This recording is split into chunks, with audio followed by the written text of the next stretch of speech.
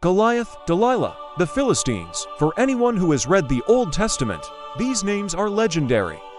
They are the quintessential villains of the biblical story, the brutal, godless enemies of Israel, the oppressive force that produced the giant champion and the seductive temptress. But the Bible tells us what they did, not who they were. The true identity of the Philistines is one of the most fascinating mysteries in ancient history. The story of a mysterious foreign people who invaded the Promised Land and became the chisel God used to shape a nation. The first shocking truth about the Philistines is that they were not from Canaan. Unlike the Israelites, Ammonites, or Moabites, they were not a Semitic people. They were outsiders, invaders. Both the Bible and modern archaeology agree on this. The Bible calls them the people from Kaftor, which most scholars identify as the island of Crete. They were part of a mysterious confederation of tribes known to the Egyptians as the Sea Peoples. Around the 12th century BC, these Sea Peoples swept across the Mediterranean, toppling empires and causing chaos. The Philistines were one of these groups who, after being repelled by Egypt, settled on the southern coastal plain of Canaan.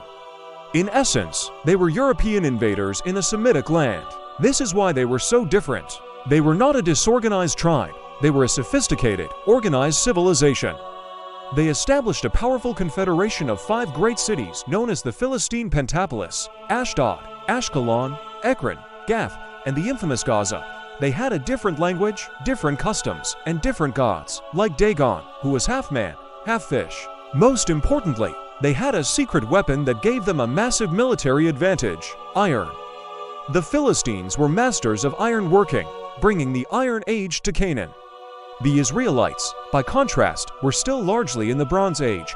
The Bible even says the Philistines held a monopoly on blacksmithing, forcing the Israelites to come to them to sharpen their own farm tools. They were technologically superior, which is why they were able to dominate Israel for so long.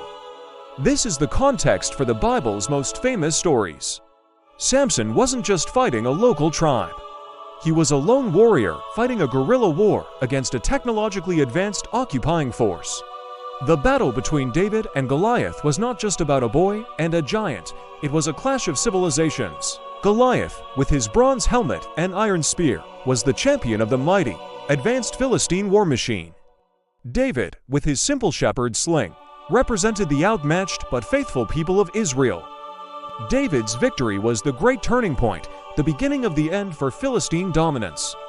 After being decisively defeated by King David, the Philistines' power began to wane. They were eventually conquered and assimilated by the great empires that followed, first the Babylonians, then the Persians, and finally the Greeks. They vanished from history, completely absorbed into the surrounding cultures, but they left one lasting legacy. The Romans would later rename the entire region of Judea, Syria, Palestina, after the Israelites' ancient enemies. The name Palestine is the modern echo of the ancient name Philistine. The Bible's greatest villains have vanished, but their name haunts the land to this very day. Thank you for watching. If this message has blessed you, please write Amen in the comments below.